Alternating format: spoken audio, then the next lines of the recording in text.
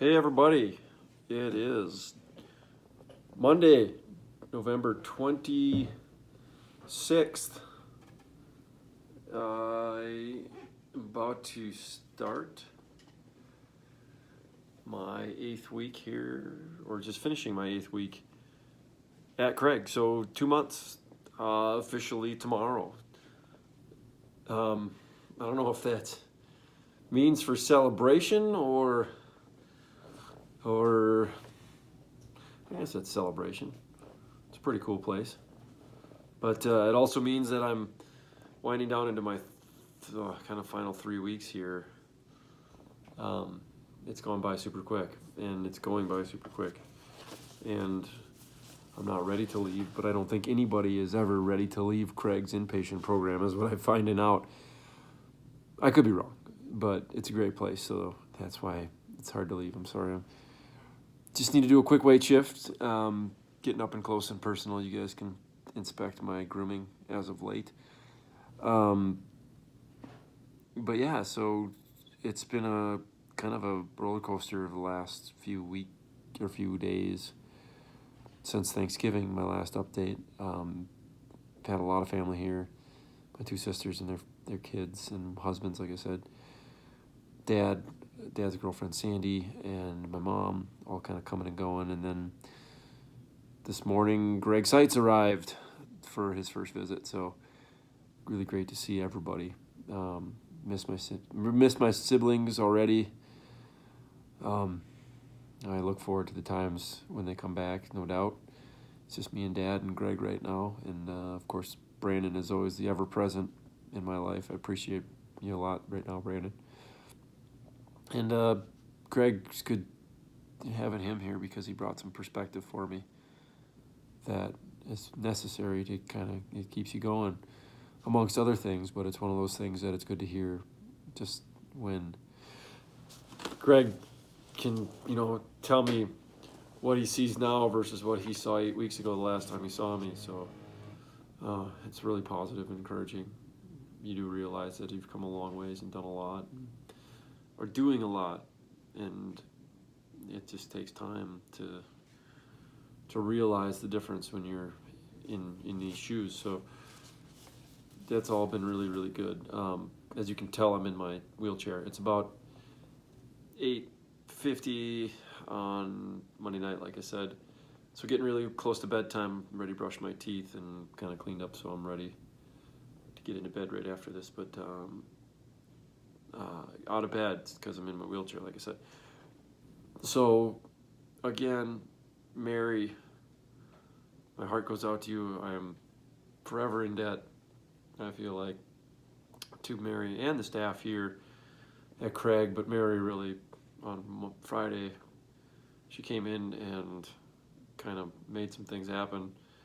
Called my doctor on the chairlift type situation to get me out of bed, because after she had tracked down the wound care guy, they looked at it and he said it didn't look like the type of sore that people were thinking it was, which was awesome. So it was a pressure sore nonetheless, but a pressure sore, but a pinch. So again, the gory details of medicine and what's going on. If you don't want to hear this, plug your ears for the next 30 seconds. But basically, the top part of my gluteal cleft or butt crack pinched together on top of my sacrum, which is the end of my spinal cord.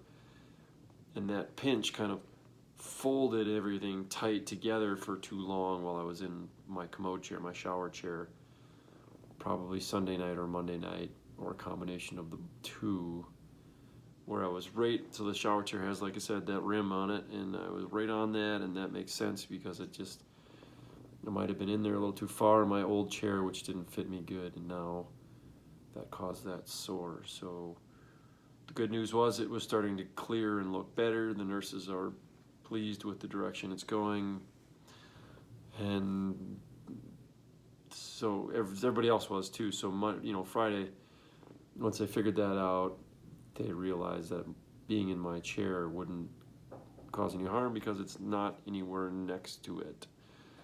Hold on just a second. Hello? Hello?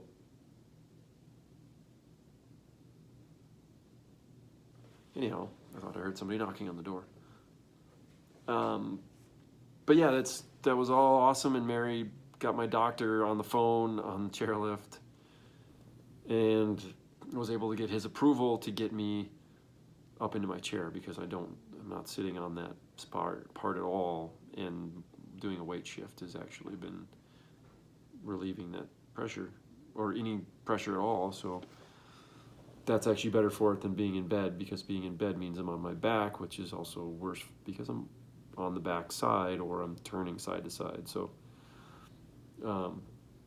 they've had me on side turns, which means I can go from my right to my left, back to my right, and they're turning me every 2 hours. So I'm noticing, probably as well as everybody else is, the bags under my eyes a little bit, because the sleep has not been very good the last how many nights since Wednesday night. So that's hard for me, not getting good sleep. I've been getting through the night, but they wake me, and then I fall back asleep for an hour and a half, and they wake me, and I fall back asleep for an hour and a half. So it's very interrupted. Lots of dreaming and weird coming in and out of REM sleep all the time. But Mary also got me a new bed, because it's softer for my condition. I'm worried about skin pressure sores, and that way when I'm laying more on a side, I've got more relief. So that side to side thing, the counter is good, like I said, to just keep that pressure sore ready and better. But it's been really hard on my left shoulder.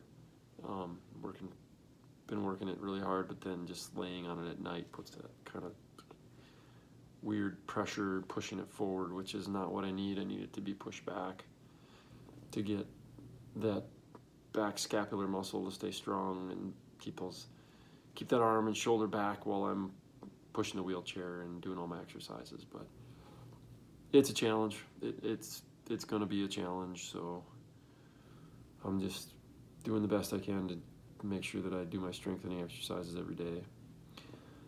Saturday, got to the gym. Me and Uncle Sarge, my sister's husband, Mike, I call him Sarge. Him and I got to the gym, got our swole on, and basically that was because I hadn't really done much Thursday, Friday, so I really was good to get out and do that, and worked pretty hard, and I feel super good. So we're again just strengthening, stretching, lots of that, stretching in bed. Brother-in-law Arno likes to help me with my range of motion. So range of motion is basically while I'm laying in bed, basically stretching my hips and my hamstrings and my calf muscles and things like that. It really does help. Keeps the leg spasms down, which is a real thing. People with my condition, you'll have muscle spasms a lot. Banding pain across the stomach, they call it, which is like a tensing of the abdomen muscles. So you get a kind of like it just feels, you can tell it feels tight. And then the muscles and the legs and stuff, they kick at random. They twist at random. I feel it a lot more when my leg is uncomfortable or my arms are, it's like part of my body is uncomfortable. The reaction I get is usually a spasm, especially my legs. So like if they've got my legs twisted in a funny way that I normally wouldn't, and it's stretching, then when it starts to get sore, instead of telling me it's sore, it starts to kick and spasm. So a good thing, because I know something's up. Like I said, I can feel it kicking, I can feel it spasming, and I know that that's now a sign of an issue, a twisting or a tension issue, as I call it, with a muscle or a tendon that's not happy at that moment. If I could feel it, it wouldn't be happy. So yeah, pressure sore. I've had to do bed program and bed baths since this has started, which is not the same as the real thing. Sitting in a chair or getting wet in the shower. They basically give me a sponge bath, which some people might think that's great, but trust me, it's just not as good as the real thing, getting wet. And I like hot water to warm me up at night and kind of stretch out your joints and stuff too. So been doing a lot to stretch my hands lately too. They're getting you rely on that tenodesis, like I said, that as I've said before, you rely on it a ton, so I can grab things like paper. But it's also kind of like it can get too far, where the hands are nothing but curled up, so it's hard to even like grab onto something that's round. So a lot of times stretching those fingers and trying to keep them a little bit flexible and rolling the knuckles like that is one of the stretches, or two of the stretches that they have me doing. So it's hard to do by myself, but people help me with it too, sisters and dad. Let's see. Collar was another part of the roller coaster ride after Wednesday. Wednesday, they threw me into bed at 2 o'clock for bed rest, and it was kind of a, we'll see, Mike. It's a day-by-day judgment call, but we'll see on Monday, because all the doctors and my PA both, they're off for Thanksgiving, so they're just, it was a pretty limited staff of people that are not my regulars, and that was hard, and to say like, well, we'll still day by day, and the rounding docs, they do their best to take care of everybody, but they don't see everybody all the time like their normal docs, and it's just it's a skeleton coverage thing. So I kind of knew I would be in bed until Monday, but luckily for me, I have somebody like Mary in my staff, Mary and Chris, and everybody else that was here, the chaplain, Candy, she basically got all that, made that happen too, and got me out of bed on Friday afternoon at 2, so it was 48 hours of bed rest. But it was also, what I was getting to was, right as I was going down for bed rest, the phone rang and my nurse picked it up, and it was Grace, my PA, who had just talked to the NP in Missoula for my surgeon, Dr. Beck, and the prognosis after they looked at the x-rays was basically, you could take your collar off when you're around your room eating or something, but they don't want me to do the kind of flexion extension, really bad extents yet. They're still nervous about that and want me to wear it while I'm doing my PT, OT, driving in a car, riding in my wheelchair, pretty much everything else. So the way that got taken was stay the course for the next 3 weeks. So I'm in the collar for the next 3 weeks, which is pretty much until my discharge. And to be careful, take it off at night while you're sleeping. And they might let me take it off while I'm eating, was kind of the conversation that I had with Dr. Balazzi today. So, yeah, it was an emotional thing Wednesday. I would say that that was a bad day. Those are one of those days where it's a huge setback. I felt like it was, even though maybe it wasn't. But like I say, you work so hard to avoid pressure sores and avoid a UTI and getting dehydrated. It's like it just hit me hard. It was the straw that broke the camel's back, maybe, in one way. That was the moment where the weight of everything just crushed me. So it was tough Wednesday. I really had a hard time Wednesday and Thursday morning, even emotionally. And that was, yeah, I know it'll make me stronger, no doubt, by doing that. But it was also maybe part of the release that I have been holding back a little bit. I think a lot of positivity, I've been fueling my journey with a lot of positivity and keeping that up. But I think in every fight you have one of those moments, and I think that was one of them. I'll have many more, I'm sure. My emotions are always, sometimes I feel very close to the surface, and that moment it just, floodgates were open. So again, I can't express how great it was and the gratitude that I have for being able to get up back into my chair, just being out of bed Friday afternoon to spend some time with my family. They were all here, so Thanksgiving in bed, was really hard, but thanks for my family for being here, and everybody else that helped me out that day. Because yeah, it was kind of, I don't know, it just felt devastating for some reason. So I can't explain it any other way than that. I don't know why it was kind of a little thing compared to everything else that I've gone through already. But going back to that felt like taking a step backwards, where I was staring at the ceiling and back to feeling like I was, in the ICU, which was something I never wanted to have to go through again. That's definitely, you feel like and that's when I realized I've come a long ways, because it reminded me of not being able to sit up in bed and not being able to feed myself and not being able to put my clothes on and not being able to wheel myself around, like that little bit of, that little setback was a good piece of perspective. Now that I think about it a lot more and have analyzed it, it's like, yeah, that was a good perspective for me. Excuse me, my nose is a little runny. So I'm a little weepy.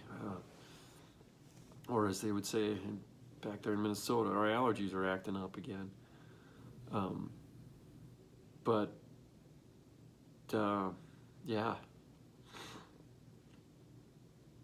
Yeah, so it was a super, super good turnaround for me. Yeah, and the rest of the weekend flew by. Carrie and her family left on Saturday night, and Marie and her family left on Sunday night. Sandy's leaving tonight. So I'm kind of getting back to the, as I would call, the grind of preparations for discharge.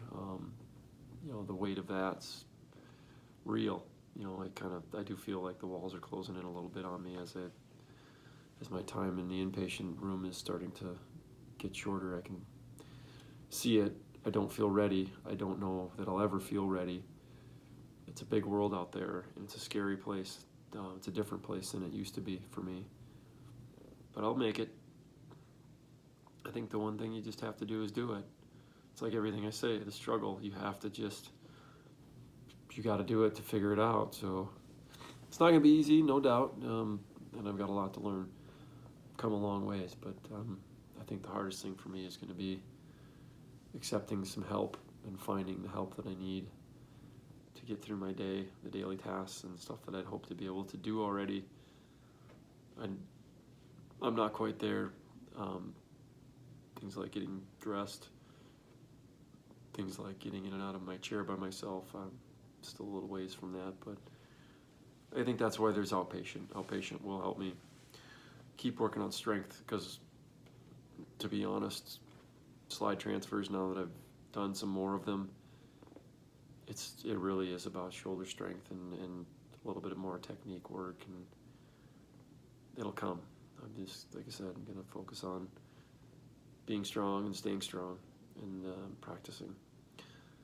But there's a lot that has to happen here in the day to get through my time here at Craig, and finding time to make everything happen is challenging.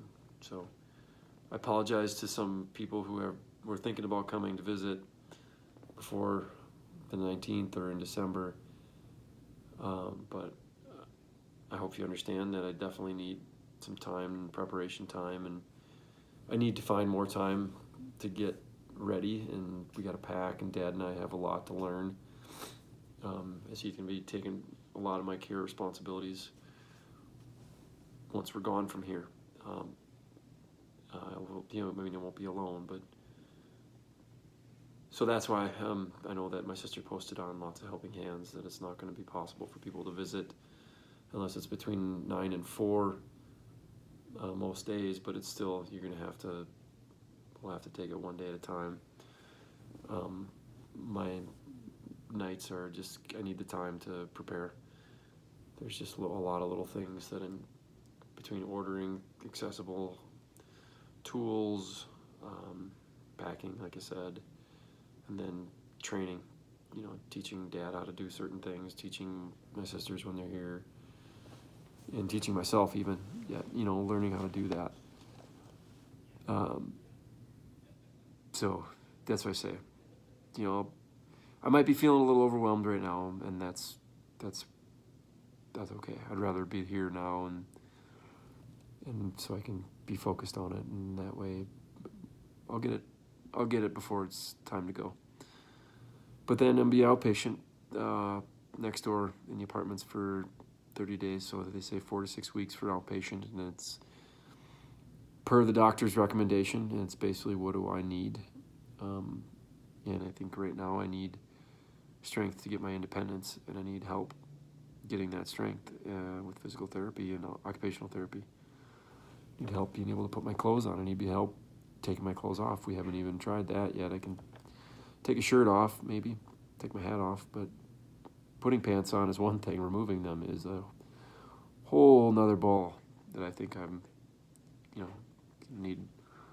gonna need some time. I need help with for a while. I talked to Andrew, my old roommate.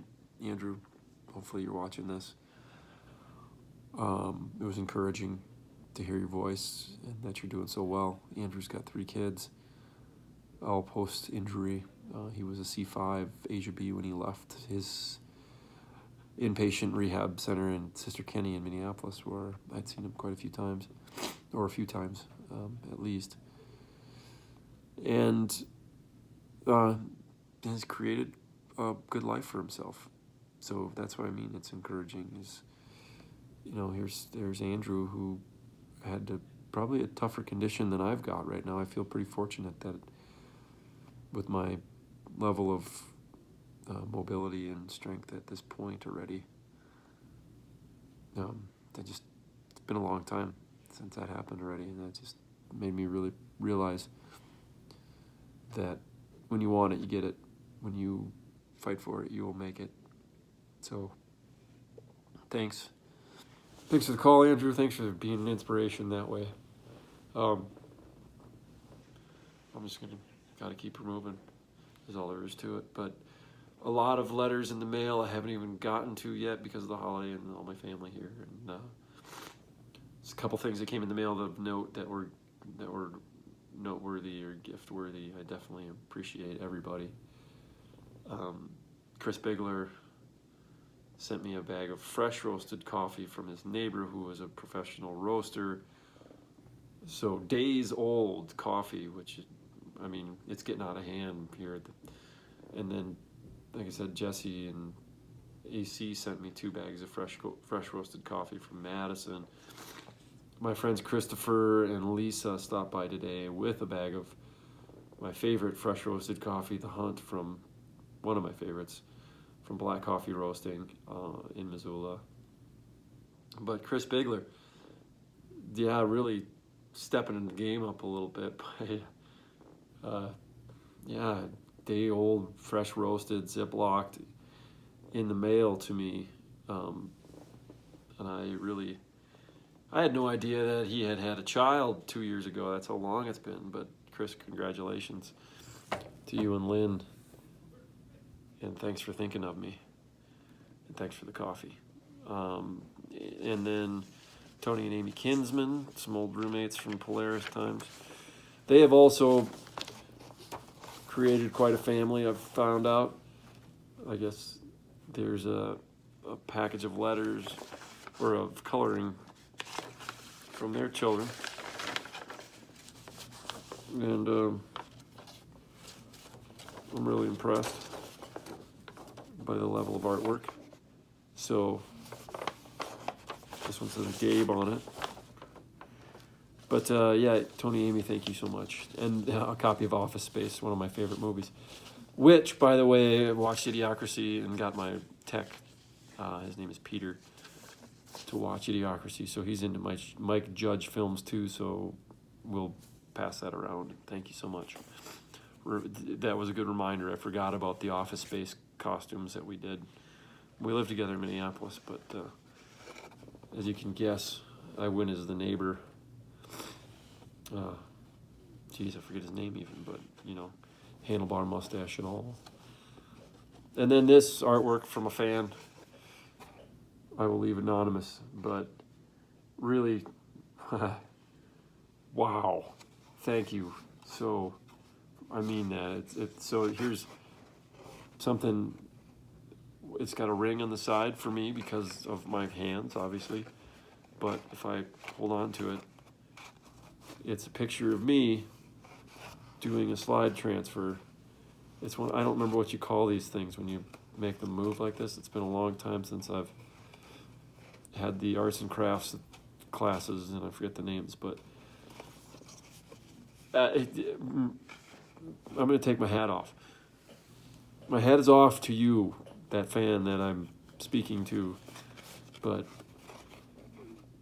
down to the details of my clothing, I'm really just flabbergasted. So thank you. But I wanted to share that with everyone because it's really special. And that's so true in a lot of ways, where, you know, seeing what I'm doing from afar must be amazing. So it's me again. I'm just doing my thing and showing up every day. So that's what we got to do in life. Just do your best. So I'm going to keep showing up, keep doing my best for all of you who are tugging and rooting for me, who have been supporting me. Got a long, hard road, but I'm going to finish it because that's what I do. So, everybody, I wish you a good night and be well and keep the support coming, keep watching. Appreciate it.